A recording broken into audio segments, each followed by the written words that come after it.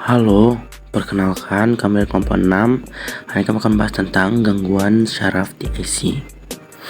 Adapun anggota kelompok kami yaitu Regina, Apri, Cornel, Wendy, Yumiko, dan juga ada Ren.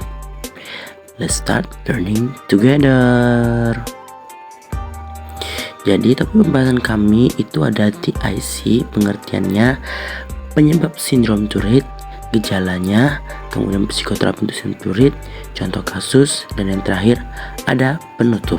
What do you know about syndrome Tourette? Istilah sindrom Tourette atau Tourette syndrome diambil dari nama seorang dokter ahli saraf berkebangsaan Prancis bernama Georges de la Tourette. Sindrom Tourette merupakan suatu kondisi abnormal yang ditandai dengan gerakan anggota tubuh yang tidak dapat dikontrol. Menurut Brown dan Sampson, sindrom Tourette adalah suatu gangguan saraf dan perilaku atau neurobehavioral disorder yang dicirikan oleh perilaku tidak disadari, berlangsung cepat atau brief involuntary action, berupa tik vokal dan motor, juga disertai gangguan kejiwaan atau psychiatric disturbance. Selain itu, menurut PPDGJ 3, sindrom Tourette berada dalam kategori gangguan tik. TIC adalah suatu gerakan motorik atau vokalisasi yang terjadi tiba-tiba, cepat, berulang, non-ritmik, dan stereotipik. Sindrom Tourette adalah gangguan perilaku perkembangan saraf kejiwaan atau psychoneurogenic behavioral disorder berbasis neurotransmitter, dicirikan oleh aksi tak disadari, berlangsung cepat, bersifat genetik, diwariskan dengan onset di masa anak dan memiliki pola tik vokal motorik yang menetap menahun. Sindrom Tourette merupakan gangguan neurodevelopmental neuropsychiatric dengan dasar neurogenetik.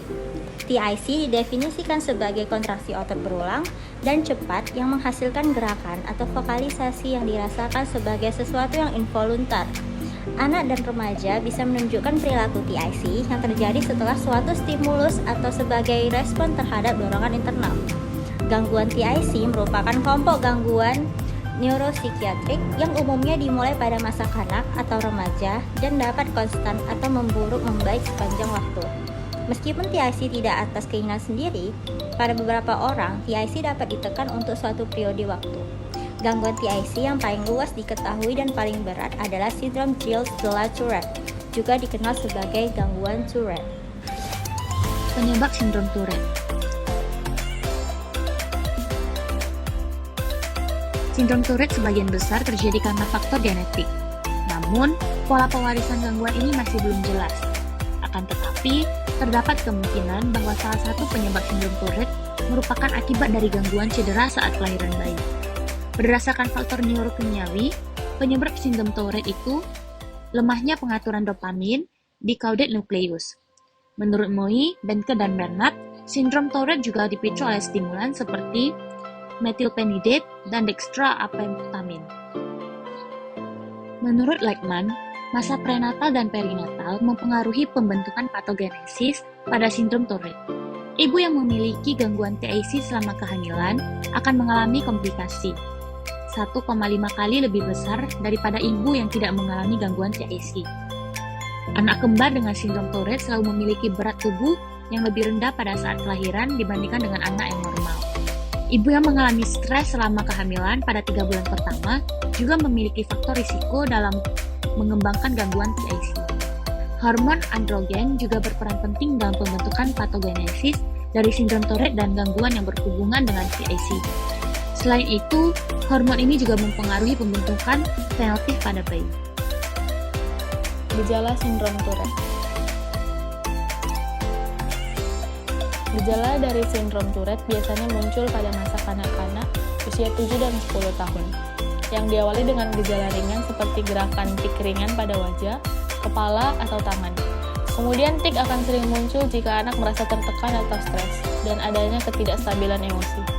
Hal itu semakin meningkat seiring dengan bertambahnya usia seseorang yang mencakup beberapa bagian tubuh lain seperti kaki dan batang tubuh. Oleh karena itu, penderita akan merasa terganggu dengan aktivitas sehari-hari. Selanjutnya, diagnostik dari sindrom Tourette antara lain adalah pertama, baik tik motorik multiple maupun satu atau lebih tik vokal ditemukan pada suatu waktu perjalanan penyakit, walaupun tidak perlu bersamaan.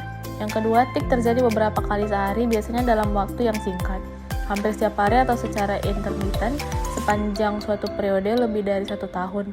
Dan selama periode ini tidak pernah terdapat periode bebas dari tik lebih dari 3 bulan berturut-turut. Yang ketiga, onset sebelum berumur 18 tahun. Yang terakhir, gangguan bukan karena efek fisiologis langsung dari zat, misalnya stimulansi, atau suatu kondisi medis umum, misalnya penyakit Huntington atau encephalitis pasca infeksi virus. Yang selanjutnya, psikoterapi untuk sindrom Tourette. Haloperidol adalah obat yang sering digunakan untuk mengendalikan gejala pada penderita sindrom Tourette. Tetapi saat ini frekuensi penggunanya telah menurun karena adanya beberapa efek samping yang ditimbulkan. Farmakoterapi lainnya adalah penggunaan pimazide, clonazepam, dan clonidine. Sebuah penelitian memprediksi bahwa 70% penderita dari sindrom Tourette akan mengalami pengurangan gejala saat penderita memasuki usia remaja akhir, dan 30-40% penderita akan mengalami kesembuhan saat melewati usia dewasa akhir. Meskipun gejala dapat muncul kembali atau menjadi semakin parah akibat adanya stresor psikologis. Penelitian lain juga menyebutkan bahwa mayoritas penderita sindrom Tourette dapat hidup dengan tanpa terapi obat. Asumsi-asumsi tersebut dapat menjadi dasar bagi penggunaan psikoterapi sebagai salah satu penunjang bagi penderita sindrom Tourette untuk dapat mengoptimalkan potensi dirinya dan hidup dengan cara-cara yang adaptif. Selain itu, tujuan utama dari psikoterapi untuk penderita sindrom Tourette adalah agar ia mampu mengembangkan strategi coping yang positif. Kemudian, ada beberapa pendekatan terapi yang memungkinkan untuk diterapkan pada penderita sindrom Tourette.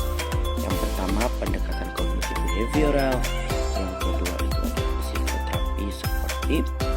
Dan yang ketiga itu ada hipnoterapi. Kemudian keempat, teknik-teknik berbasis psikoanalisis. Dan yang kelima, terapi keluarga. Lalu ada juga pendekatan intervensi akademik dan akupasional. Kemudian berikut 7 contoh artis yang mengidap sindrom Tourette. Yang pertama bisa kita lihat ada Billie Eilish, itu merupakan seorang penyanyi.